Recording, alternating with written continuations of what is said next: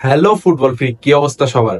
তো FIFA club world cup কিন্তু শুরু হতে যাচ্ছে। ক্লাব ফুটবলের সিজন শেষ হয়ে গেলেও আমরা এবার ফিফা ক্লাব ওয়ার্ল্ড কাপ দেখবো, যেটি আগের তুলনায় অনেক স্পেশাল হতে যাচ্ছে।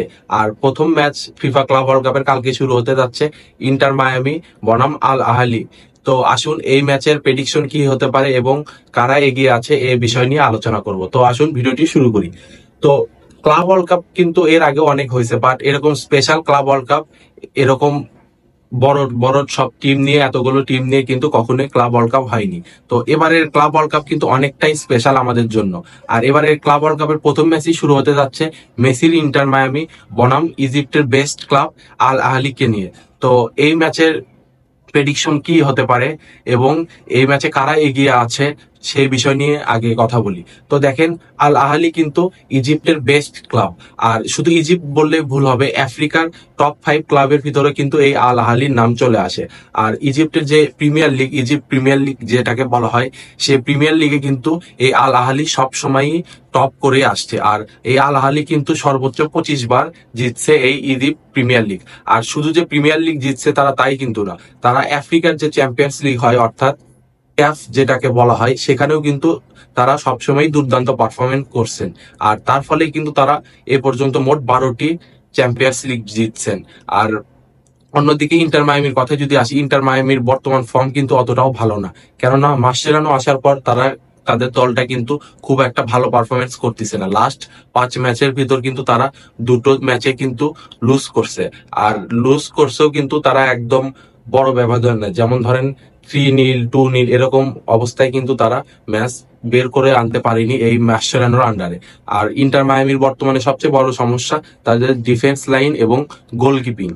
এই জায়গায় খুব একটা তারা ভালো করতে পারতেছে না, যার ফলে তারা গোল করলেও তাদেরকে গোল কনসিড করতে হচ্ছে আরো বেশি।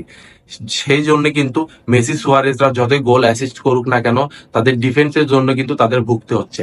আর অন্যদিকে আল আহলিতে যে স্ট্রাইকার খেলে, অর্থাৎ ফিলিস্তিনের একজন স্ট্রাইকার খেলে আল আহলিতে, তার নাম আবু আলী। এই আবু আলী কিন্তু একজন দুর্দান্ত স্ট্রাইকার। তিনি লাস্ট 20 ম্যাচে 10টি গোল কিন্তু করে ফেলছেন অলরেডি।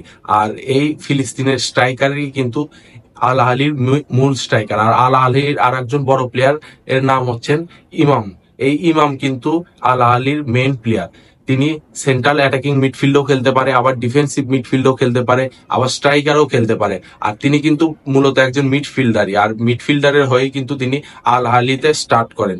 আর মিডফিল্ডার হওয়ার পরেও তিনি কিন্তু 10 গোল এবং 13 অ্যাসিস্ট করছে। আর এই আল আহলি কিন্তু লাস্ট 5-6 ম্যাচে একটিতেও হারেনি, তাদের ফর্মও বর্তমানে ভালো আছে। আর আল আহলি যে ইন্টার মায়ামি হয়তো ফরওয়ার্ডের লাইনে এগিয়ে আছে, যেহেতু মেসি সুয়ারেজ এরা আছে, আবার মিডফিল্ডে বুস্কেটস আছে। বুস্কেটস কিন্তু বর্তমানে নাম্বার 10 রোল প্লে করতেছে, যদিও তিনি একজন ডিফেন্সিভ মিডফিল্ডার, তবুও ক্রিয়েটিভ মিডফিল্ডার না থাকার অভাবে ইন্টার মায়ামিতে তাকে কিন্তু ক্রিয়েটিভ মিডফিল্ডের রোল প্লে করতে হচ্ছে।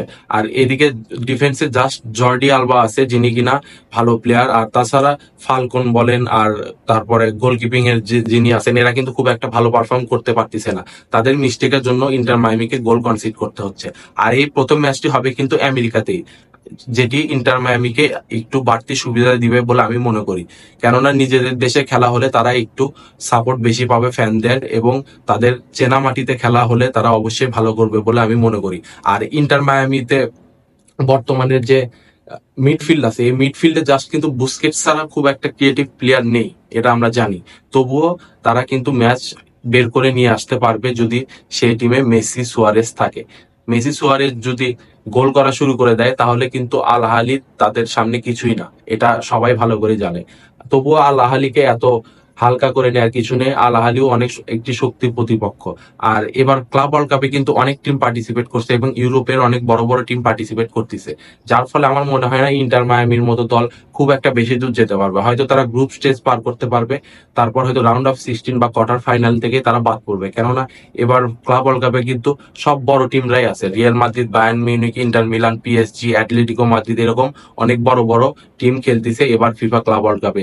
যেহেতু এবার 32 টিমের ক্লাব ওয়ার্ল্ড কাপ করা হয়েছে, আর ইন্টার মায়ামি কিন্তু হোস্ট নেশন হিসাবে তারা চান্স পাইছে এই ফিফা ক্লাব ওয়ার্ল্ড কাপে। তো দেখা যাক, আমি তারপরেও কিন্তু ইন্টার মায়ামিকে এগিয়ে রাখবো এই আল আহলি ভার্সেস ইন্টার মায়ামির ম্যাচে। তো দেখা যাক কি হয়। ম্যাচ কালকে সন্ধ্যা, বাংলাদেশ সময় সন্ধ্যা 6টার দিকে এই ম্যাচটি শুরু হবে। তো আপনাদের কি মনে হয় যে কারা জিতবে এই ম্যাচে? কমেন্টে কিন্তু অবশ্যই জানাবেন।